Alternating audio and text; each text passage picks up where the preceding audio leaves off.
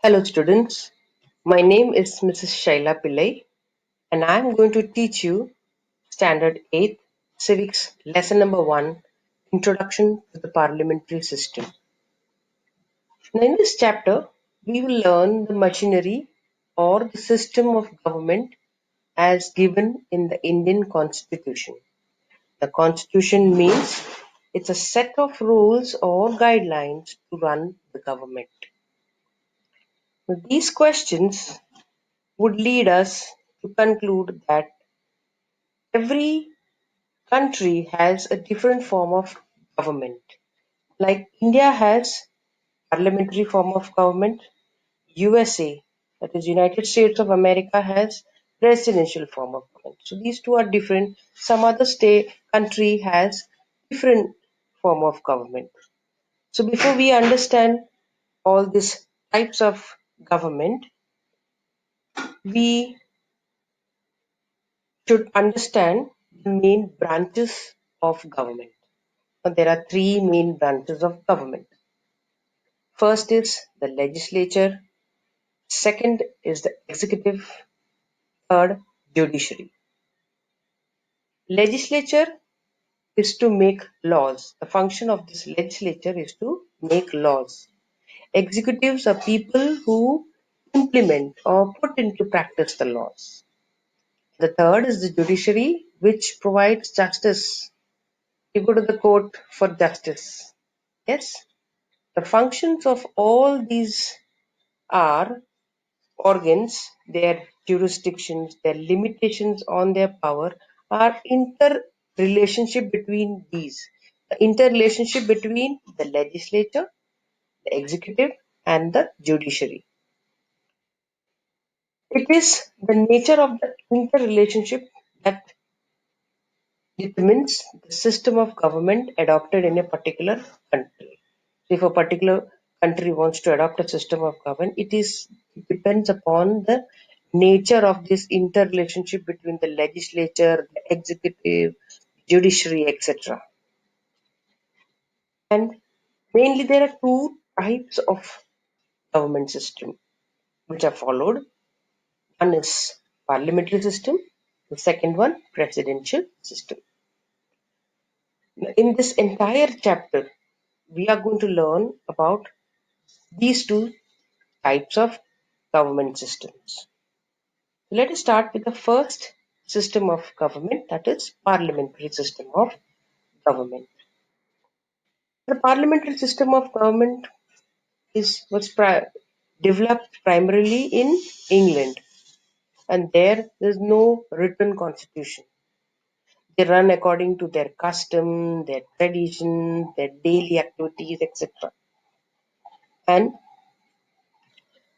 the British Parliament has been changing over a period of time, and India has adopted this particular parliamentary system. So that is why we can see a lot of similarity between our parliamentary system and Britain's parliamentary system. And but when we looked at an institutional level, the Indian parliamentary system is different in its contents. So there is some difference. So there are similarities, there are some differences also. Let us see what makes it so special about the Indian parliamentary system. So let's understand this by learning the characteristics of the Indian parliamentary system of government which is in India. The very first characteristics of the Indian parliamentary system is that this parliamentary system is a system of government governance. Now, the legislature of the central government is known as the parliament, which means the central government which makes the law is known as the parliament. And our Indian parliament consists of the president, Lok Sabha, and Rajya Sabha. Second characteristic says that those people who are elected by the people, they become the members of Lok Sabha, and also their numbers are fixed in the house. Third characteristic states that the elections to the Lok Sabha are held at regular intervals. So there are elections held, and during the elections, some party wins, some loses. Now, among the winning party also, the party which gets majority votes, that is more than half of seats, comes as or is considered as the majority party, and the party which could not get much of vote is considered as minority. And the best part is the majority party forms the government, the ruling government. But just sometimes when there is no particular party which gets a majority, two or more than two parties they come together and they form a majority and can then establish a government, form a government. Now, such type of government which is formed by forming two or more than two parties is called as coalition government.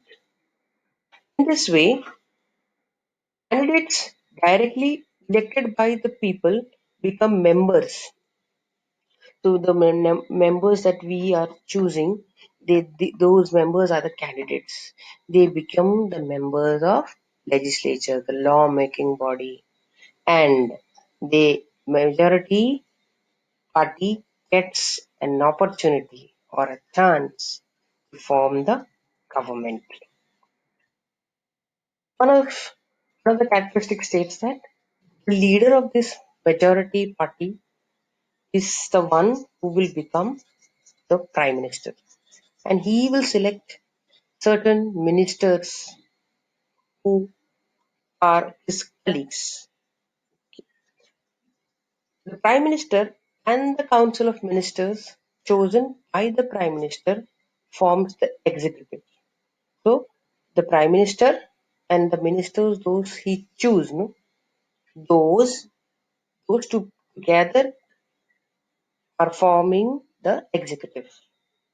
Now in the parliamentary system of government, the executive has two responsibilities. That's called as a dual responsibility. The first responsibility is to implement law. Implement is to put it into practice. Putting the laws into practice.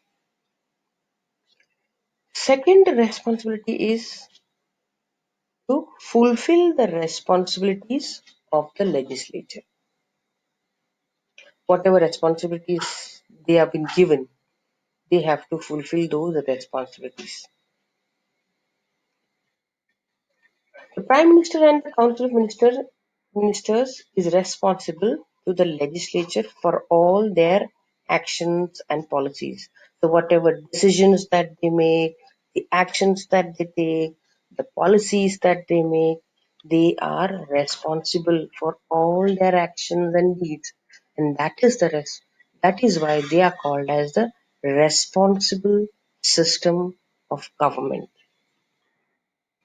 Also, the distinct or special characteristics is collective responsibility. So the responsibility is divided among different ministers. Collectively, when they collectively do their work, it becomes a collective responsibility. The one person cannot do all the work. So the work is divided.